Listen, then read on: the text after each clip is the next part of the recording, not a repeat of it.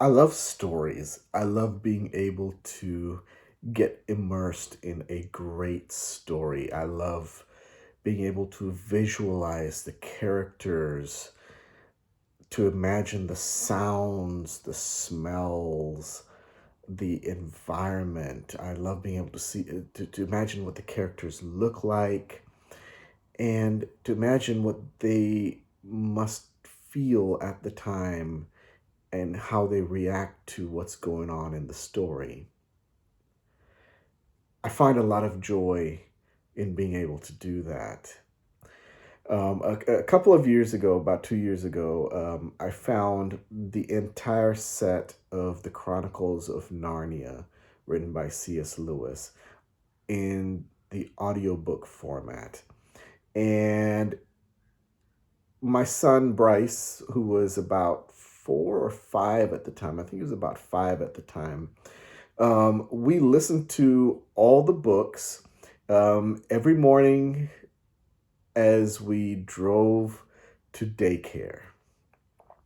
Now, being a 5-year old, there was a lot of there were many uh, details and many things that we would have to talk about for him to be able to keep up with the story. And I remember very distinctly one of the conversations that we had, and it was regarding Mr. Tumnus, the fawn. Those of you who've read the books or who have seen the movie Lion, Witch, and the Wardrobe know who I'm talking about. Mr. Tumnus is a character. If you have never read the story, is a character. He's a faun. He's one of the characters. He was one of the first creatures that Lucy meets in Narnia. In fact,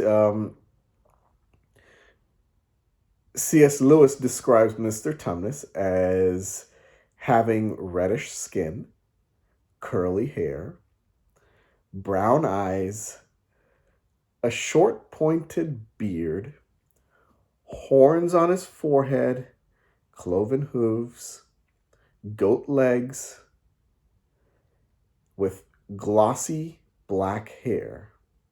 He had a strange but pleasant little face, a long tail, and being only a little bit taller than Lucy herself. Do you get the picture? Do you see Mr. Tumnus? See, Bryce had some, his little 5-year-old brain, it took him a while, and we talked through it, and we went over what he looked like, and finally, in his mind's eye, he saw Mr. Tumnus. And then, of course, we decided to show him a picture of of what Mr. Tumnus looked like in the 2005 film, the Lion, the Witch, and the Wardrobe, and immediately I saw this conflicted look on his face because Mr. Tumnus, in his mind's eye, was very different from what they portrayed Mr. Tumnus as in the movie. And I had to explain to my son that it's way more fun, way more engaging, way more immersive to be able to create these images in your mind so you can get into the story. You know, every year I take a couple of days, typically towards the beginning of the year, and I read through the story of Jesus again. I love the different perspectives that the different gospels, Matthew, Mark, Luke, and John, give about a lot of the same stories. I love being able to imagine what it would have felt like to grow up with Jesus, to listen to him speak, to interact with him, to watch him perform miracles, to watch him love, to watch him live. As we listen to this song, I invite you to consider the story of Jesus.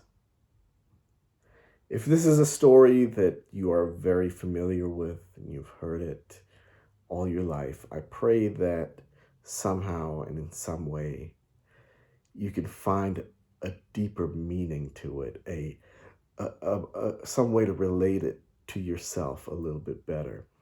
And if you've never heard the story of Jesus before, I pray that you would take the time to experience this amazing story. Reading through the story of Jesus won't take much of your time, but it could impact your life forever.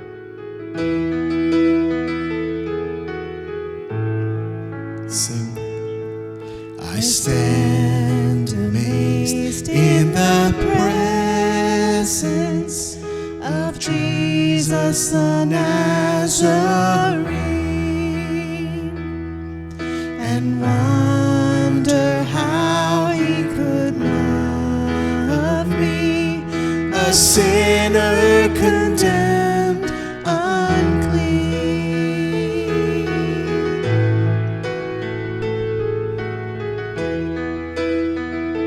Let's sing that again. I stand amazed in the presence of Jesus the Nazarene,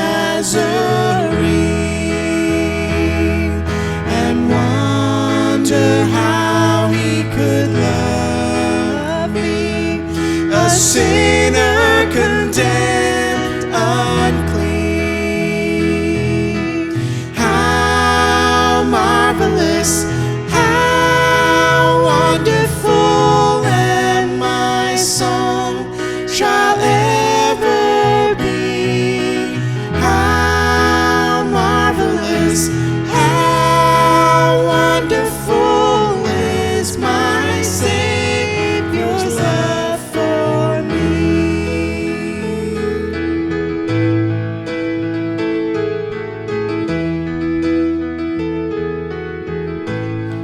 Come on, let's sing. He took my sins and my sorrows, he made them his very own. He bore the burden to Calvary and suffered and died alone. Come on, sing it. How marvelous, how wonderful, and my song shall ever be. How marvelous, how wonderful is my Savior's love for me.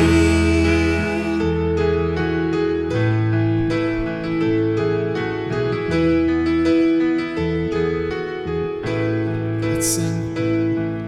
And with the ransomed in glory, his face I at last shall see. 'Twill be my joy through